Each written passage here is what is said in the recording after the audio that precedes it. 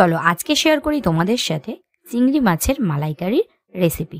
তো দেখো আমি কড়াইতে তেল গরম বসিয়ে দিয়েছি আর মাছগুলোকে পরিষ্কার করে নুন হলুদ মাখিয়ে নিয়েছি। মাছগুলোকে তেলে দিয়ে দিয়েছি, একটুখানি নেড়ে নিচ্ছি। এরপরে মাছগুলোকে কিন্তু হালকা লাল করে ভেজে নেব। যখন এরকম হালকা লাল লাল ভাজা হয়ে যাবে তখন মাছগুলোকে কিন্তু আমি তুলে নিচ্ছি। তো মাছগুলো আমি সমস্ত তুলে নিয়েছি। এবার ওই তেলের মধ্যে দিয়ে দিচ্ছি কালো জিরে, কয়েকটা কাঁচা লঙ্কা। কালো জিরে কাঁচা লঙ্কাটা একটু ভাজবো। ভেজে নেবার পরে হলুদ গুঁড়ো, লঙ্কার গুঁড়ো, কাশ্মীরি লঙ্কার গুঁড়ো দিয়ে একটু মিক্স করে নিচ্ছি।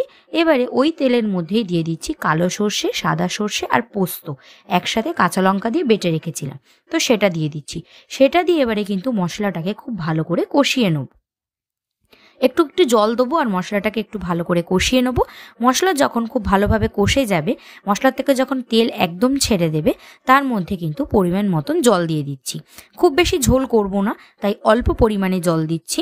জল দিয়ে একটু মিক্স করে নিচ্ছি। জলটা যখন এরকম ফুটতে শুরু করবে তখন কিন্তু ভেজে রাখা মাছগুলোকে আমি দিয়ে দিলাম।